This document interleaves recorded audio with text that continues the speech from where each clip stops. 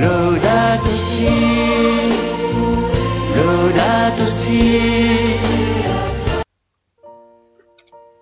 Bonjour.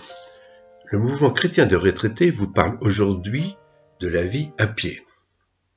Jeune ingénieur, au début des années 70, j'ai observé le gonflement du parc automobile et les impacts que cela entraînait sur l'organisation des villes et sur les campagnes.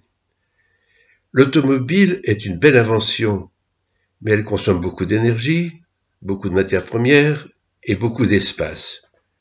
Chaque année, ce sont plusieurs dizaines de milliers d'hectares de terres agricoles et forestières qui ont été artificialisées en France pour créer ou agrandir les voies de circulation et les surfaces de stationnement. J'ai compris que l'automobile était trop grosse pour être un objet individuel et qu'il fallait vivre en ville en prenant en considération ceux qui occupent le moins de place, c'est-à-dire les piétons et tous ceux qui, pour une raison ou une autre, n'ont pas de voiture. Et depuis les années 70, je n'utilise pas de voiture pour mes déplacements personnels. Vivre sans voiture, cela demande un peu d'organisation. Autant que possible, il faut choisir d'habiter près d'une gare, ou pas trop loin de son travail. Nous avons toujours eu une voiture familiale, mais je ne l'ai jamais utilisée pour mes déplacements personnels. Lorsque je travaillais, j'empruntais une voiture de service pour les déplacements professionnels. Étant à la retraite depuis pas mal d'années, je ne conduis plus du tout. Beaucoup des activités auxquelles je participe sont situées dans un rayon de 3 km autour de notre maison.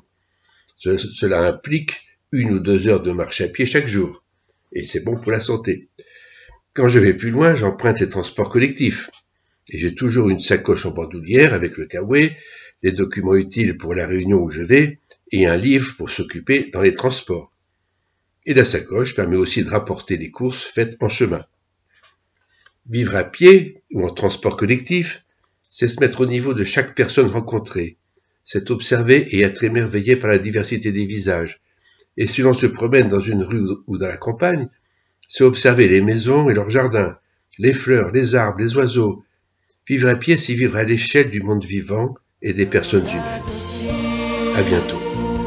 Laudato si, Laudato si.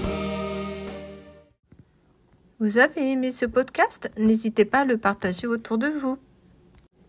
Podcast réalisé par le Mouvement chrétien des retraités.